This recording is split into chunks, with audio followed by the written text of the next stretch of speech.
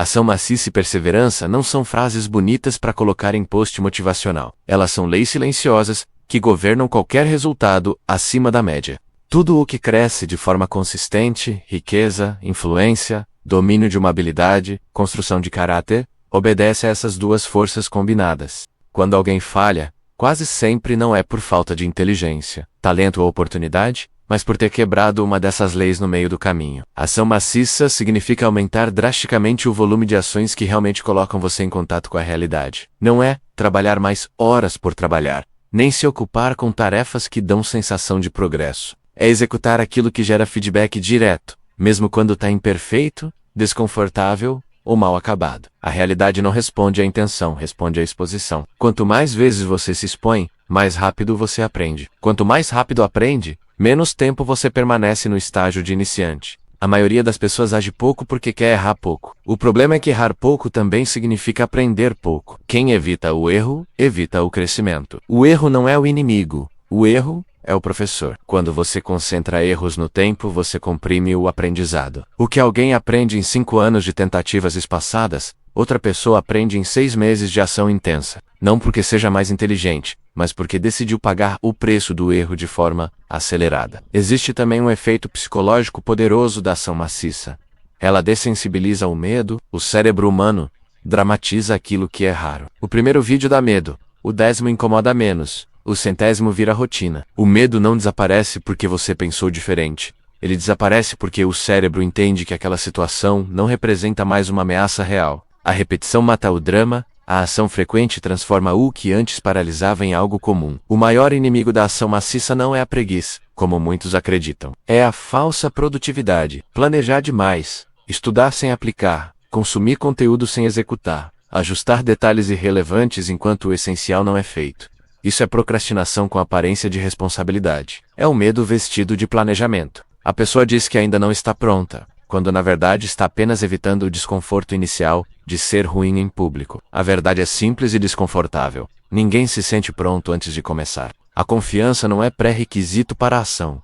Ela é consequência da repetição. Esperar a confiança para agir é como esperar força para ir à academia. A força vem depois do treino, não antes. Quem entende isso para de negociar com o próprio medo e começa a agir apesar dele. Mas a ação maciça sozinha não sustenta resultado no longo prazo. Ela cria movimento, mas não cria destino. É aqui que entra a perseverança. Perseverança não é insistir do mesmo jeito esperando um resultado diferente.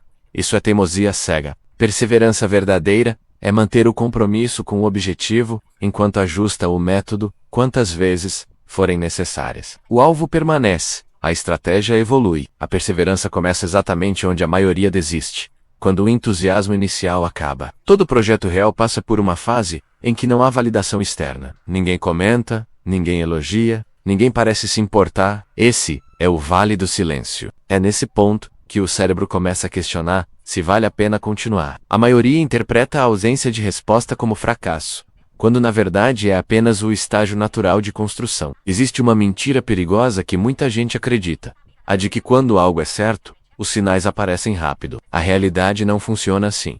Resultados visíveis são atrasados. O esforço vem antes, a resposta vem depois. Quem não entende isso, desiste cedo demais. Perseverança é a capacidade de continuar mesmo quando a evidência externa ainda não apareceu. Perseverar também exige maturidade cognitiva. Exige aceitar que a visão inicial está incompleta, que você não sabe tudo, e que seus primeiros resultados serão ruins. Quem tem ego frágil, não persevera. Quem precisa parecer competente o tempo todo, abandona rápido. Crescimento exige a humildade de atravessar o estágio do amador, do iniciante, do aprendiz visível. Com o tempo, a perseverança deixa de ser emocional e se torna estrutural. No começo, você precisa se forçar. Depois, você cria hábitos. Em seguida, constrói sistemas. E por fim, aquilo se torna parte da sua identidade. Nesse ponto você não pergunta mais se vai continuar. Você simplesmente continua, porque é isso que você faz, é a sua essência. A decisão. Deixa de existir. E quando não há decisão a ser tomada, não há espaço para a desistência. Quando ação maciça e perseverança operam juntas por tempo suficiente, ocorre uma transformação profunda e silenciosa. A identidade muda. Você para de dizer estou tentando e passa a dizer eu sou. Eu sou disciplinado. Eu sou alguém que mantém a constância, eu sou alguém que executa. Identidade sustenta comportamento sem esforço consciente, motivação falha. Identidade, não. Existe uma regra prática que quase ninguém respeita, mas que explica a maioria dos abandonos. Todo projeto sério exige um compromisso mínimo com o tempo. 90 dias constroem base e clareza. 180 dias começam a gerar resposta externa. Avaliar antes disso é estatisticamente desonesto. É como arrancar uma semente da terra, depois de 2 semanas, e concluir que ela não funciona. A maioria das pessoas desiste exatamente antes da curva de retorno. Não porque o projeto não daria certo, mas porque não suportou a fase em que o esforço ainda não foi recompensado. O sucesso costuma chegar logo depois do ponto médio da desistência coletiva. Quem persevera atravessa um campo vazio que poucos têm coragem de cruzar. A verdade é dura, mas também é libertadora. É que as pessoas superestimam o que podem fazer em um mês e subestimam o que podem construir em um ano. Querem intensidade curta, quando o que transforma é consistência longa. Ação intensa por pouco tempo impressiona. Ação consistente por muito tempo transforma caráter, habilidade, resultados e destino.